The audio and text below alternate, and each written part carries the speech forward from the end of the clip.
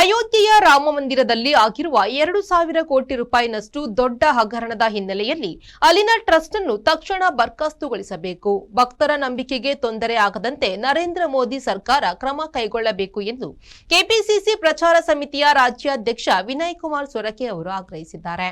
ಅಯೋಧ್ಯೆಯ ಹೆಸರಿನಲ್ಲಿ ಪ್ರತಿ ಮನೆಗೆ ಇಟ್ಟಿಗೆ ಕೊಂಡು ಹೋಗಿ ಪ್ರಮಾಣ ಮಾಡಿಸಿ ಹರಕೆ ಹಣ ಕೊಂಡೊಯ್ದ್ರು. ನಾನು ಮನೆಯಲ್ಲಿ ಕಾದಿದ್ದೆ, ಆದರೆ ಯಾರೂ ಬರಲೇ ಇಲ್ಲ. ಮರುದಿನ ಕಬ್ಬಿಣದ ಗೇಟ್ ಹಾಕಿದ್ದಾರೆ, ಆಲ್ಚಿಷನ್ ನಾಯಿ ಬಿಟ್ಟಿದ್ದಾರೆ ಎಂದು ಸುಳ್ಳು ಹೇಳಿಕೆ ನೀಡಿದ್ರು. ವಾಸ್ತವದಲ್ಲಿ ನನ್ನ ಮನೆಯಲ್ಲಿ ಕಬ್ಬಿಣದ ಗೇಟೇ ಇಲ್ಲ, ಆಲ್ಚಿಷನ್ ನಾಯಿ ಸಾಕಿಯೇ ಇಲ್ಲ.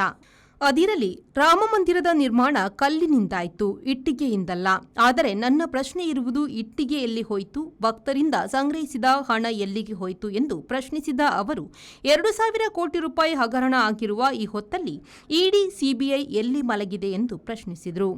ಸುದ್ದಿಗೋಷ್ಠಿಯಲ್ಲಿ ಕೆಪಿಸಿಸಿ ಜಿಲ್ಲಾ ಪ್ರಚಾರ ಸಮಿತಿ ಅಧ್ಯಕ್ಷ ಎಚ್ ಮೊಹಮ್ಮದ್ ಅಲಿ, ರಾಜ್ಯ ಸಂಯೋಜಕರಾದ ಚಂದ್ರಹಾಸ ಶೆಟ್ಟಿ, ಶಶಿಕಿರಣ್ ರೈ, ಪುತ್ತೂರು ವಿಧಾನಸಭಾ ಕ್ಷೇತ್ರದ ಪ್ರಚಾರ ಸಮಿತಿ ಅಧ್ಯಕ್ಷ ಡಾ ರಾಜಾರಾಮ್, ಪುತ್ತೂರು ಬ್ಲಾಕ್ ಪ್ರಚಾರ ಸಮಿತಿ ಅಧ್ಯಕ್ಷ ಅಮರನಾಥ ಗೌಡ ಬಪ್ಪಳಿಗೆ, ಜೋಕಿಂ ಡಿಸೋಜಾ, ಪ್ರವೀಣ್ ಮುಂಡೋಳಿ ಸಹಿತ ಹಲವಾರು ಮಂದಿ ಉಪಸ್ಥಿತರಿದ್ದರು. 18 ಕೋಟಿ ಖರೀದಿ ಮಾಡುವಂತ ಕೆಲಸ ಕಾರ್ಯ ಆಯಿತು. ಅಲ್ಲೇ ರಿಯಲ್ ಎಸ್ಟೇಟ್ ಬಿಸಿನೆಸ್ ಪ್ರಾರಂಭ ಆಯಿತು. ತದನಂತರ ಸಾಧಾರಣ 2,000 ಕೋಟಿಯಿಂದ ಮಿಕ್ಕಿ ಅದರ ಸಿಸಿಟಿವಿಯ ಇದು ಸಿಕ್ಕಿರುವಂತದ್ದು 70 ದಿವಸದ್ದು ಮಾತ್ರ ಸಿಕ್ಕಿರುವಂತದ್ದು. ಅದರಲ್ಲಿ 2,000 ಕೋಟಿಗಿಂತ ಮಿಕ್ಕಿ ಬಂಗಾರ, ಬೆಳ್ಳಿ ಇವೆಲ್ಲವೂ ಕೂಡ ದರೋಡೆ ಮಾಡುವಂತ ಕೆಲಸ ಕಾರ್ಯ ಆಯಿತು. ಶ್ರೀದೇವರ ಅಯೋಧ್ಯೆಯಲ್ಲಿ ರಾಮ ಮಂದಿರದಲ್ಲಿ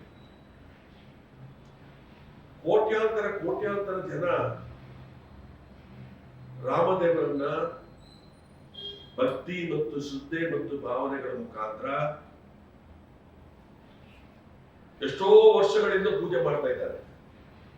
ನಮ್ಮ ಕಡೆ ಎಲ್ಲ ಕರಾವಳಿ ಪ್ರದೇಶದಲ್ಲಿ ಭಜನಾ ಮಂದಿರ ಇದೆ. 100 ವರ್ಷ, 150 ವರ್ಷ, 200 ವರ್ಷ ಭಜನಾ ಮಂದಿರಗಳು, ರಾಮದೇವರ ಭಜನಾ ಮಂದಿರಗಳು. ನಿರಂತರವಾಗಿ ಅಲ್ಲಿ ಪೂಜೆ, ಪುರಸ್ಕಾರ, ಭಜನೆ ಕಾರ್ಯಕ್ರಮ ನಡೀತಾ ಇರ್ತದೆ. ಹಿರಿಯರ ಕಾಲದಲ್ಲಿ ಇಂಥ ಸಮಯದಲ್ಲಿ ರಾಮದೇವರ ಭಕ್ತರು ಯಾರಿದ್ದಾರೆ,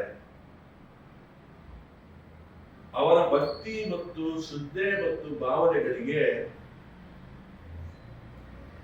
ಇವತ್ತು ಏನು ರಾಮ ಮಂದಿರದಲ್ಲಿ ಹುಂಡಿಯ ದರೋಡೆ ಆಗಿದೆ, ಕಳ್ಳತನ ಆಗಿದೆ, ಭಾವನೆಗಳಿಗೆ ಆಘಾತ ಆಗುವಂತಹ ಅವಕಾಶ ಆಗಿದೆ. ಅನೀಶ್, ವಿ4 ನ್ಯೂಸ್, ಪುತ್ತೂರು.